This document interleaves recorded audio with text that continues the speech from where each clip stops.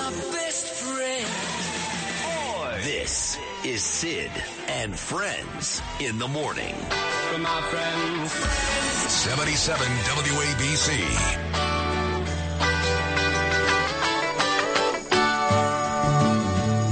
Well, it's all right, riding around in the breeze. Well, it's all right, if you live the life you please. Well, it's all right, doing the best you can. Well, it's all right, as long as you lend a hand. The Chopping Woolberries, right, Lewis?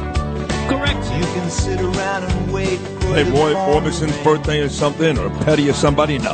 All right, 8:15 on your Monday morning. Been a great 2 hours already. Mike Lawler, Curtis Sliwa, John Katsimatidis. Still to come later on this hour, Donald Trump's attorney Alina Habba. She spoke Thursday night at the convention. She was really terrific. Ina Vernikov, great councilwoman out of Brooklyn. She'll join us at 9:15. And Wisconsin Senator Ron Johnson. He's everywhere the last 2 days. He'll join me at 9:35. But with Biden dropping out of the race, there was only one person I had to talk to today, even though he's on every Thursday, and that is O'Reilly, because he was the first, as far as I know. A lot of people are taking credit. I called it.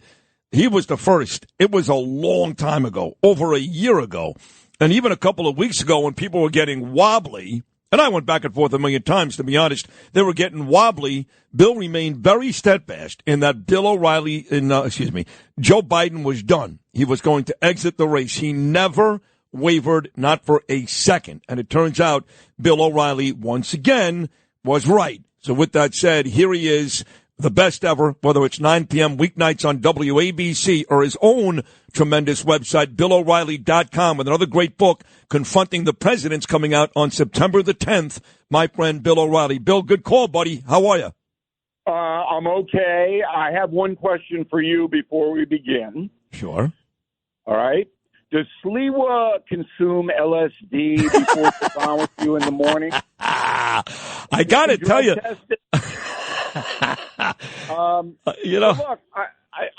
I understand the conspiracy stuff with the Trump shooting and all of that. It's good talk radio. A lot of people want to believe it. But just step back for a second. If you wanted to assassinate a president of the United States, would you hire a 20-year-old kid with a bad haircut? Is that where you're going? And I also say this. If you really wanted to kill Trump, and you had this massive operation, because now we're talking about there's bank accounts. This kid had encrypted bank accounts. They would have killed him if they wanted to kill him. They would have gotten it done. No, I mean this is a kid who doesn't know how to use the ATM machine. I mean, he's got an encrypted bank account in Switzerland. Come on. But anyway, look, I just wanted to have a little fun at Curtis's expense, and I'm sure he appreciates that very much. So I want everybody to go to BillO'Reilly.com because we did a special program last night. No gloat zone, by the way. I'm not running around going, and I did, and I was the first one national commentator to predict that Biden would not be on a ticket. Right, which I just said. Yes, that's true. But people, I was actually sitting on the beach just yards away from the Atlantic Ocean when this thing happened yesterday, and my phone just blew up. How did you know? How did you know? How did you know? Well, I went over it last night. That's why I want everybody to go to BillO'Reilly.com and watch the 20-minute broadcast that we put on. And how I knew it was that politics is like a corporation, a business corporation. There's no difference other than corporations want money and politicians want power. But the way they are run is the same scenario. If you are in a corporation, and you and I have been working for corporations for decades, so we know this, and you start to lose status and power, you're finished. Right. And it's the same thing in politics. Once the polling turns against you, once you have big people like Barack Obama coming out and not really being enthusiastic, and then he uses a surrogate, George Clooney, to write a letter, all of those are obvious signs, and you cannot come back from that. All right? It is a merciless industry politics, and so is big business. Merciless. Once weakness is perceived, you're through. Is it fair, though, and I'm asking you all of this really out of ignorance because you're much smarter, you've been around this, you're great. If some of these folks did stab him in the back, and that's the only way to look at this, they're calling him a hero today. That is so cowardly. They stabbed him in the back. They made him leave. But if the money stuck around, Bill, if the money stuck around and these donors weren't saying, not only are we pulling the money from Biden, but we're pulling all the money from the whole down ticket. If some of the money stuck around, even with some of these politicians stabbing him in the back, could he have stayed? No, because his condition was declining rapidly. And there was not going to be a comeback on his physical and mental acuity. And anybody who has been around or has relatives like my mother had this knows that. So when you get in trouble in business or politics and you're in charge of your mental faculties, there's a possibility you could come back, but not in his 81-year-old condition. But aren't these people really disingenuous because... Of course they are. They're phonies all day long. I mean, you're right. I mean, the debate was 24 days ago. We've seen Biden like this for 2 years. Absolutely. And the frightening part about it is it's across the board. It's not just Democrats. So, if something happened to Trump, the MAGA people would stay, but the machinery of the Republican Party was bad enough would dump them. And so people know how ruthless this is. It's a terribly ruthless industry politics. And the worst part about it is that good, smart people don't want to get into it because it is so horrible. So what happened to Biden was inevitable. And that's how I picked it up last summer. And we're running a montage about what I said on television. And, it's not an I told you so much as I want people to know when I give analysis on WABC or BillO'Reilly.com or News Nation or wherever it is, I know what I'm talking about.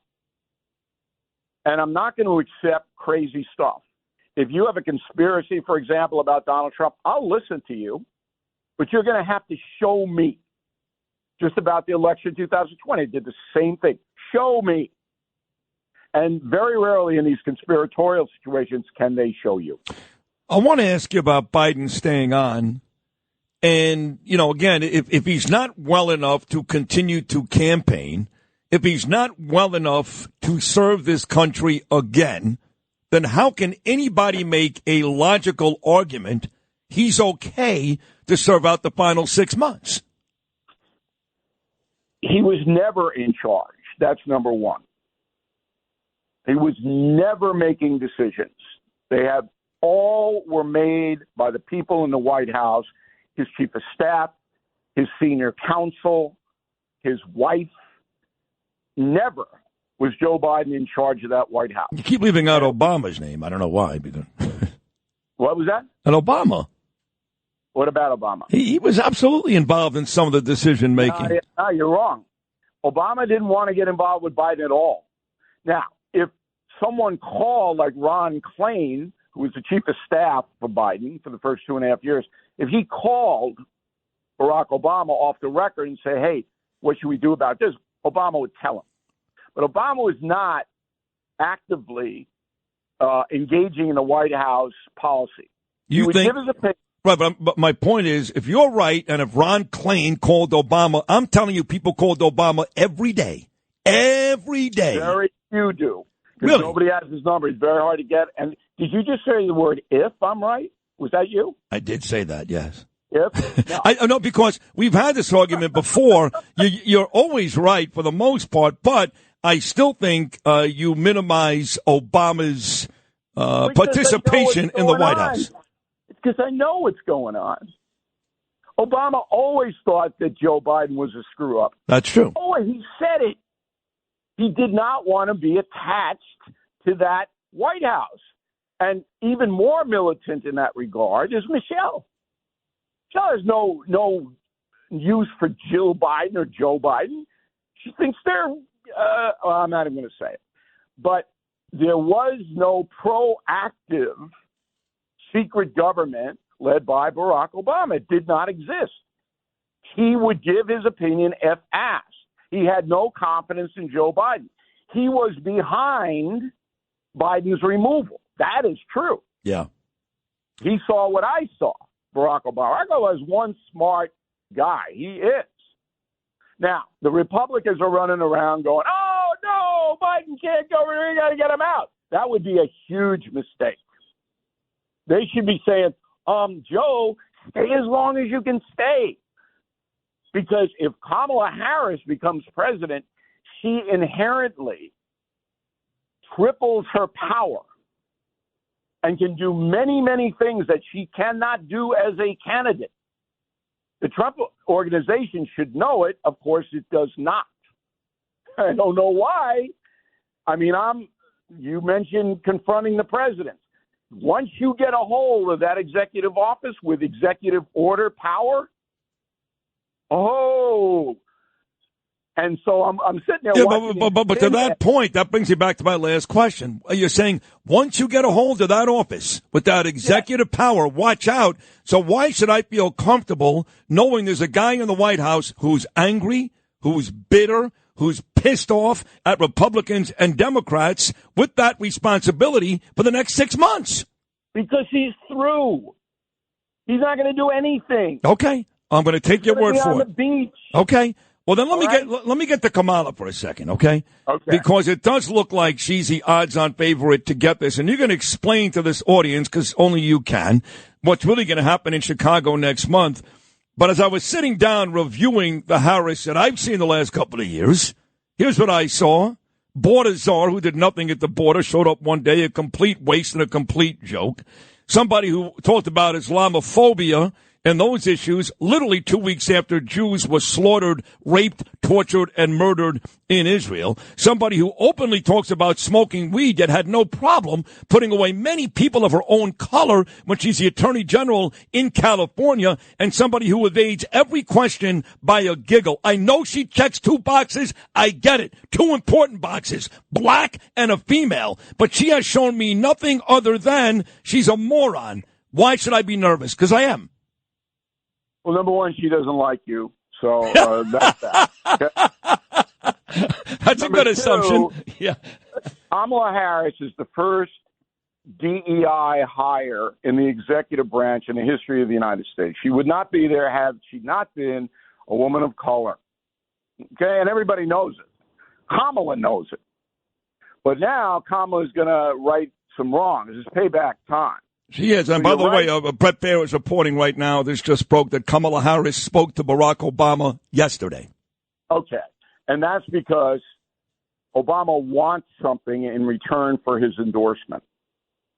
That's why that conversation took place. Probably. Obama didn't immediately endorse her because he wants something. Yeah. I don't know what that is. Right, so that's the way these power right, games of course. So she's the first DEI hire. We're both aware of that. Why am I more nervous about her running than Biden? You should be. The first endorsement that Kamala Harris had was from George and Alex Soros. They couldn't endorse her quick enough. She is more progressive than Biden because Biden has no moral foundation, no belief system at all. Kamala does. She's a fanatical far leftist. So you should be concerned. Now, the advantage that Trump has, if he would stop with the nonsense, is that her record is abysmal at the federal level. Abysmal. And we're going to do an investigation tonight on BillO'Reilly.com, and you should watch it. She has never been behind any effective policy or strategy. Remember, she was a senator from California, the largest, most powerful state, bupkis. And then as vice president, embarrassing. She was embarrassing. So you combine the two, if you stay on policy and stop with the nonsense about this, that, and the other thing that doesn't matter to the American people, you can beat her. But believe me, the progressive money is way behind her because they know that she will carry out the most extreme left-wing policies you have ever seen. Well, there's no doubt. There's no doubt about it. You know, for the Republicans that are complaining about Biden, you make the point they shouldn't complain. They should want him in there. But many but many are complaining they don't want him in there. And now there's been a lot of talk over the last few hours about invoking the 25th Amendment. That's never going to happen in a million years because the Democrats don't want to embarrass themselves. They've been telling everybody that Biden's fine for the last 5 years. Right.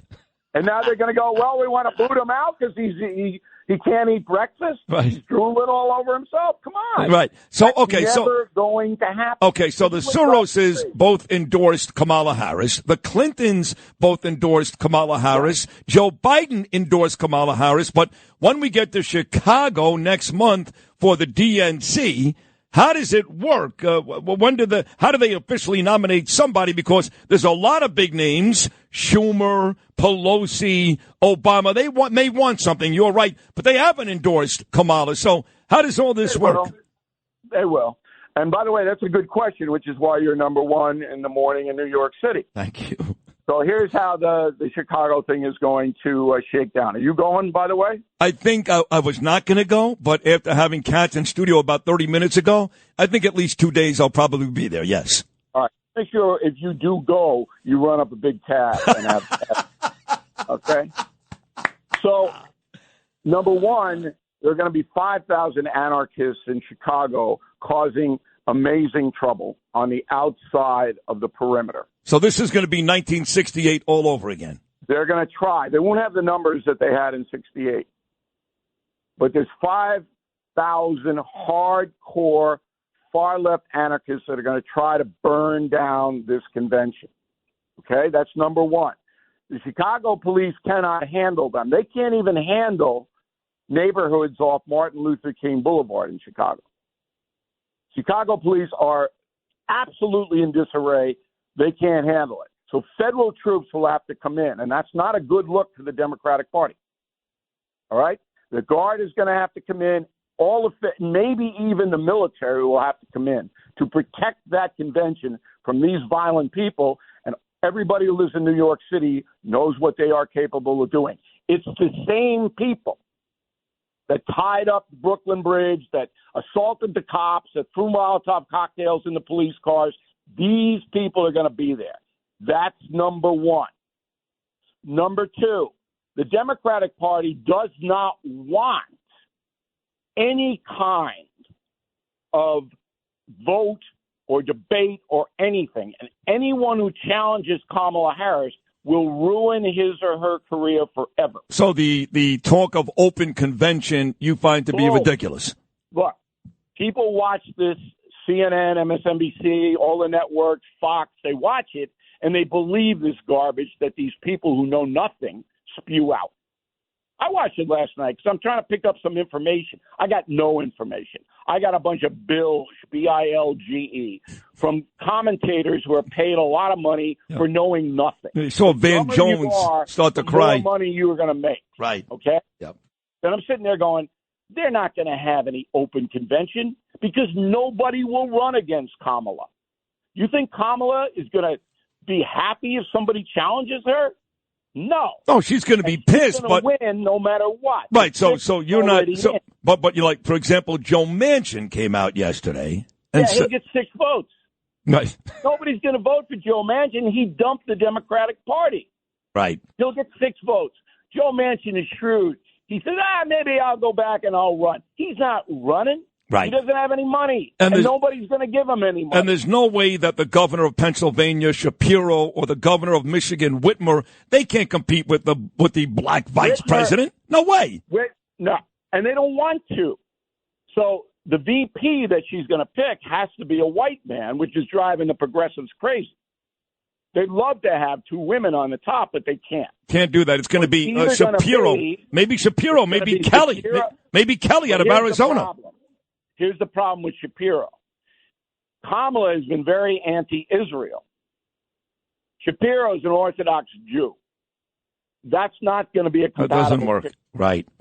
So it's going to go to, and you're hearing it on Sid and Friends right now, the governor of Kentucky. Brescher. Really? Yeah, because he's a Democrat, but Kentucky is a Republican state. And this guy is a brilliant campaigner. He'll be able to wax J.D. Vance. J.D. better be on his game going up against Brescher. So that's I'm guessing. I don't have inside information as I usually do on this. But he is acceptable to Harris and the party. And they need a moderate white man, which is what he is. Well, I keep hearing the name the last couple of days of Kelly out of Arizona. No, it doesn't matter. It doesn't make any sense to bring him in. Okay. Because Kelly is he's well thought of, but he's not going. Maybe he'd make a few votes in Arizona, and he might be, but he's not nearly as charismatic as Brescher. Yep. All right, they need a star. The Democrats need a star out there, somebody who can really appeal to women in particular. All right. So if you got Kelly up against Brescher and you're looking for the woman vote, you're going with Brescher. Right. Two more things for you. The delegates now have been released as of this morning. They're done. They no longer belong to Biden. Right. They've been released. Right. But all that money that Biden got, is it true that that money can only go to Harris? Portion of it goes to Harris because she was on the ticket. I think it's $91 million. But Harris is raised, they say, I don't believe this number. I think that it's not true. But they say in the last 24 hours she's raised about $50 million. Wow. I don't believe that, okay? But believe me when I tell you that Soros and that machine that funded Biden is going to pour in so much money. So money's not going to be a problem for Harris. But if it were anybody else, it would be a problem because they wouldn't be entitled to any of the money that they've already raised. So in closing this amazing conversation, and God, are you great today, and you've been great on this for a long time, Bill. In closing the conversation, I'm a Trump supporter, duh. I want Donald Trump doing badly, duh. But I'm going to say on record that I felt a lot better going against Biden, who couldn't finish his sentence, than this lady who, again, checks two boxes, and I believe will reinvigorate this party. They're going to come out today, and they're going to make it look like Martin Luther King with a female anatomy. So I think that this is a much, much, much more difficult fight for Donald Trump. Should all Trump supporters feel the same way?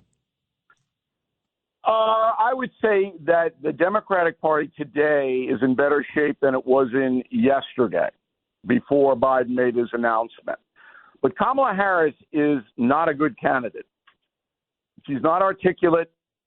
In a debate, if Trump could control himself, Trump should win that debate really easily. All he has to do is go, you are in charge of the border. Why don't you tell the American people what you found out and why this hasn't been solved? Yeah. That's all. Yeah. Just pepper her with questions. Yep. Okay? Hey, Senator Harris or Vice President Harris, didn't you call for Americans to give bail money to the rioters after George Floyd? Wasn't that you? Yep. I mean, you can just – but he's got to be disciplined. See, I want to debate Kamala Harris because you know what I would do.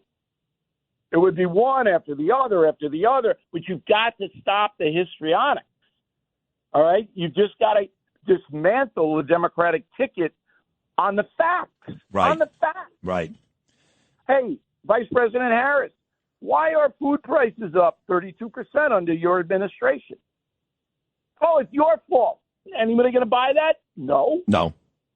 Okay, so that's how you I don't want to use the word attack because Curtis will, I'll be right. No, there's certainly enough there. There is certainly enough there for Trump to win based on the facts alone. No doubt about it. Hey, yes. Yeah.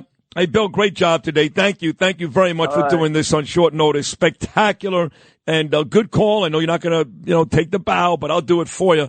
Great call a year ago, and let's keep talking, man. You're the best. Thank you so much.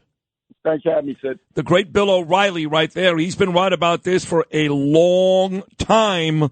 And he has a whole lot of answers this morning. I hope if you did miss that, you're just tuning in just now, go back to WABCRadio.com, WABCRadio.com. That was a very thorough conversation between me and Bill O'Reilly with a lot of answers.